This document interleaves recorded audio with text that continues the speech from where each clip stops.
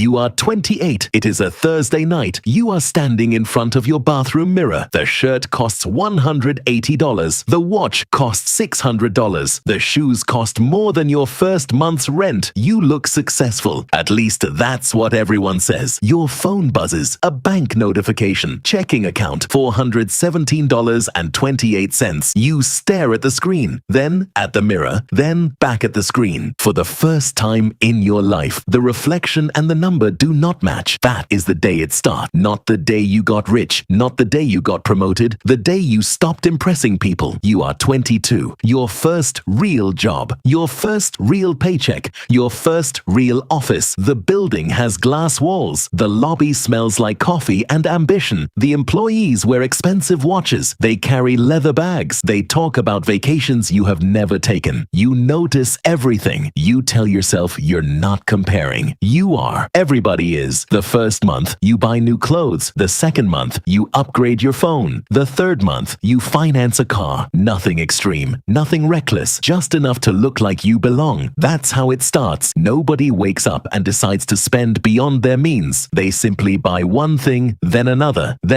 until their lifestyle becomes a performance. You are 24. The performance is going well. People compliment your car. People notice your watch. People ask where you shop. Your social media looks successful. Your real life feels different. Every payday already has a destination. Rent, car payment, credit card, phone, subscriptions. The money arrives. The money leaves. You sit in traffic one morning. The car smells new. The payment doesn't. A billboard flashes beside the highway. Upgrade today. Drive success. You laugh. Then you realize you almost believe it. The car is still the car. You are 25. Friday night. Dinner with friends. A rooftop restaurant. String lights. Expensive drinks. Nobody checks prices. At least nobody admits it. Your friend Ethan orders the most expensive steak. Your friend Marcus upgrades to another luxury SUV. Everyone seems to be moving forward. You order what everyone else orders. The bill arrives. You smile. You swipe. You go home. You open your banking app. The smile disappears. You tell yourself next month will be different. Next month never is. You are 26. A Tuesday afternoon. You stop at a coffee shop. The cashier recognizes you. She says, "Nice watch." You thank her. She smiles. For 10 seconds, you feel important. Then you walk outside. The feeling is gone. The watch stays. The payment stays. The debt stays. That is when you begin noticing something. Approval has an expiration date. The bill does not. You are 27. Your friend Daniel calls. Daniel drives the oldest car in your group. Daniel never upgrades anything. Nobody understands him, including you. You meet him for lunch. You notice his shoes. 3 years old. You notice his phone. Cracked screen. You notice his car. Paint fading. You ask him why he never buys anything. Daniel laughs. Daniel says, "Because I like owning things." You tell him everyone owns things. Daniel shakes his head. He says, "No, most people rent a lifestyle." You think about that all afternoon. You think about it all week. You think about it every time another payment leaves your account. You are 28. The mirror, the notification, the $417. You sit on the edge of your bed. You open your banking app, then your credit card app, then your car loan, then your savings account. The numbers tell a story, and it is not the story your clothes are telling. You stay awake until 2 a.m., not because you're broke, because you're tired. Tired of performing, tired of pretending, tired of buying things for people who barely notice them. The next morning, you do something strange. You cancel the luxury gym membership. Nothing happens. Nobody notices. A week later, you sell the watch. Nobody notices. A month later, you stop upgrading everything. Nobody notices. That is the surprising part. The people you were trying to impress were never paying attention. You are 29. Your apartment looks the same. Your life looks simpler. Your savings account looks different. The number is growing. Slowly, quietly. Nobody congratulates you. Nobody likes your savings account on Instagram. Nobody comments on your emergency fund. Nobody compliments your index funds. Wealth grows in silence. That is why most people miss it. You are 30. A company meeting. A coworker arrives in a brand new luxury vehicle. Everyone gathers around. Everyone talks about it. Everyone takes pictures. 3 months later, nobody mentions it again. That night, you transfer money into your investment account. Nobody sees that either. 10 years from now, one of those decisions will still matter. The other won't. You are 31. Your brother calls. He is stressed. Credit cards, car payment, personal loan. He asks how you seem seems so calm. You almost tell him about investing. You almost tell him about compound growth. Instead, you tell him the truth. I stopped trying to impress people. Silence. Then he laughs because he thinks you're joking. You are not. You are 32. You meet Daniel again. Same car, same phone, same shoes, different bank account. Daniel pays for lunch. You argue. He refuses. Daniel smiles. Daniel says, the funny thing about money is that nobody sees it until it's already there. You drive home thinking about that. You realize wealth is invisible. Debt isn't. That's why people choose debt. Debt looks better in photos. You are 34. The investment account crosses 6 figures. Nothing changes. You still buy coffee. You still drive a normal car. You still wear ordinary clothes. The difference exists entirely on a screen. And somehow that feels better than anything you ever bought, because this feeling lasts. The watch lasted 10 seconds. The compliments lasted 30. The financial freedom lasts years. You are 36. A former coworker reaches out. You haven't spoken in a decade. He remembers your old watch. He remembers your car. He remembers your clothes. He says, you used to have great stuff. You smile. You say, I still do. He doesn't understand. Most people don't, because the best things you own now cannot be seen. Time, options, freedom, peace. You are 38. You stand in front of a mirror again. Different apartment, different life, same person. The reflection looks simpler now. The account looks stronger. For the first time, the reflection and the number match. You finally understand what Daniel meant. Most people don't buy things. They buy permission. Permission to feel successful. Permission to feel important. Permission to stop questioning themselves. The problem is, permission expires. Truth doesn't. You leave the mirror. You turn off the light. You walk into a life that no longer needs an audience. Maybe that's what wealth really is. Not having more, needing less. Maybe you're reading this while thinking about the next thing you want to buy. Maybe you're wondering if it will finally make you feel successful. Maybe it will. For a week, for a month, maybe even for a year. But eventually, the feeling leaves. The payment doesn't. And somewhere between the mirror and the bank account, you'll have to answer the same question. Who are you trying to impress? And what is it costing you? Drive safe.